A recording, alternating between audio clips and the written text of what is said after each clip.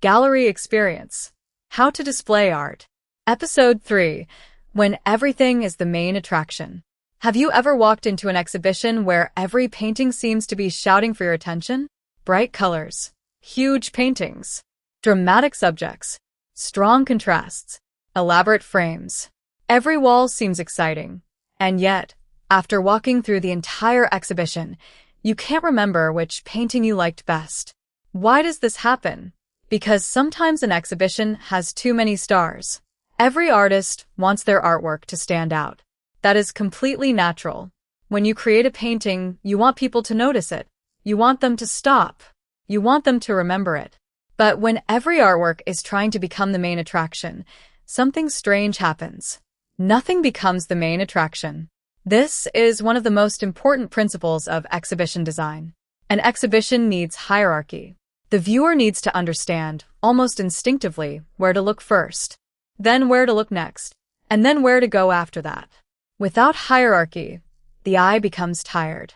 Imagine a theater where every actor is standing at the front of the stage, speaking at the same volume, wearing equally dramatic costumes, and demanding the audience's attention. Who would you watch?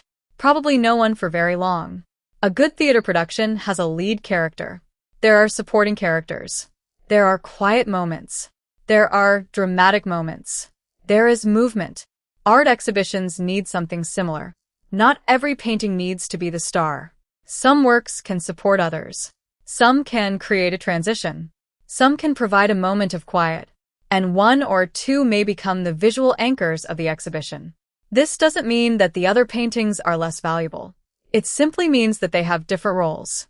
Think about a group exhibition. You might have 20 paintings by 10 artists. Perhaps 3 paintings are large and dramatic. Several are medium-sized. Others are small and delicate. If you place all the large dramatic paintings together, the wall may become overwhelming. But if you distribute them throughout the exhibition, they can create moments of emphasis. The viewer moves from one visual high point to another. This creates rhythm. And rhythm is extremely important. Think about music. If every note were loud, there would be no dynamics. If every moment were dramatic, there would be no climax. If every instrument played constantly, the listener would become exhausted. Visual art works in a similar way. Quiet paintings can make dramatic paintings feel even more dramatic. A simple painting can make a complex painting feel more complex. A small painting can make a large painting appear even larger. Contrast creates meaning. This is why curators sometimes place seemingly unrelated artworks next to each other. They are not necessarily trying to make them look similar. They may be creating a conversation. Imagine a large painting filled with bright red and orange. Beside it is a quiet painting dominated by soft gray and pale blue. The contrast may make both paintings stronger. The viewer notices the difference. One painting becomes energetic. The other becomes calm. The relationship creates the experience. Another mistake artists sometimes make is putting all of their strongest paintings at the entrance. They want to impress visitors immediately. That can work, but it can also create a problem. If the first room is spectacular and everything afterward is quieter, the exhibition may feel like it is losing energy. Instead, think about the exhibition as a journey. Give the viewer a reason to continue.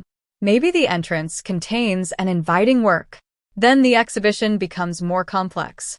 Then perhaps there is a dramatic centerpiece. Then a quieter section. Then a memorable final work. The visitor should feel that they are moving through something, not simply looking at a collection of objects. This becomes especially important when an artist has many different styles. Perhaps you paint landscapes, portraits, abstracts, flowers, and figurative works.